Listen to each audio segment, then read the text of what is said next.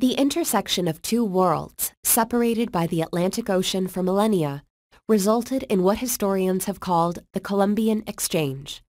The name derives from Christopher Columbus, who, in a great calculation of errors, found himself not in China, but in the Bahamas on an island called Guanahani.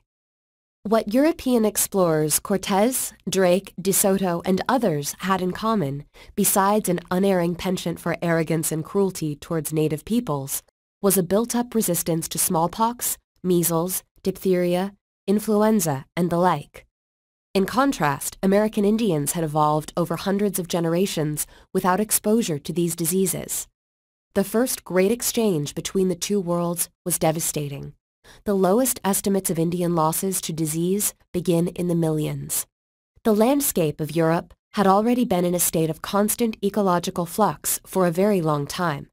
Methods for agricultural cultivation, metallurgy, warfare, and construction, as well as agricultural and other products, traveled with Roman centurions, Christian monks, Muslims, crusaders, and European and Arab merchants who had traveled the Silk Road or Trans-Saharan Highway, plying the Mediterranean for trade.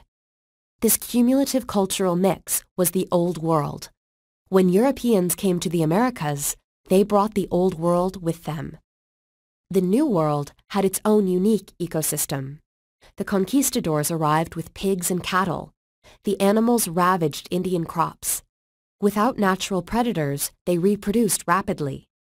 Rats from ships found their way to shore and proliferated.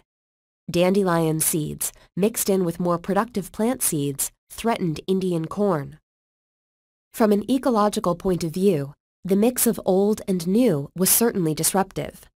From a human point of view, the disruption of crop yields left many Indians without adequate nutrition, making them more susceptible to disease. Among the bright spots in this exchange, the reintroduction of the horse, which had become extinct 10,000 years earlier. Though the horse was first used as an instrument of terror and military advantage for Europeans, North American Plains Indians quickly adopted the horse for hunting, travel, trade, and warfare. Europeans profited immensely from the exchange between continents. American maize and the potato yielded 50% more calories per acre than traditional European grains like wheat and barley.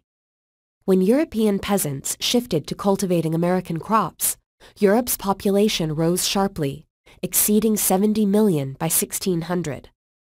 Tempered by war and epidemics during the 17th century, a new population explosion took off in the 18th century. The potato had become the quintessential food for the poor.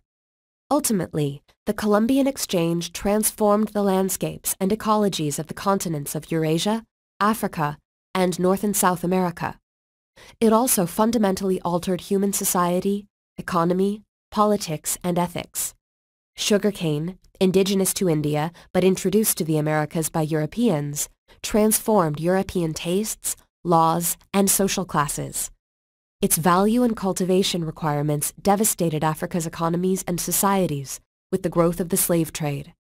American wheat, also not indigenous, came to enrich Americans as it continues to feed populations across the globe.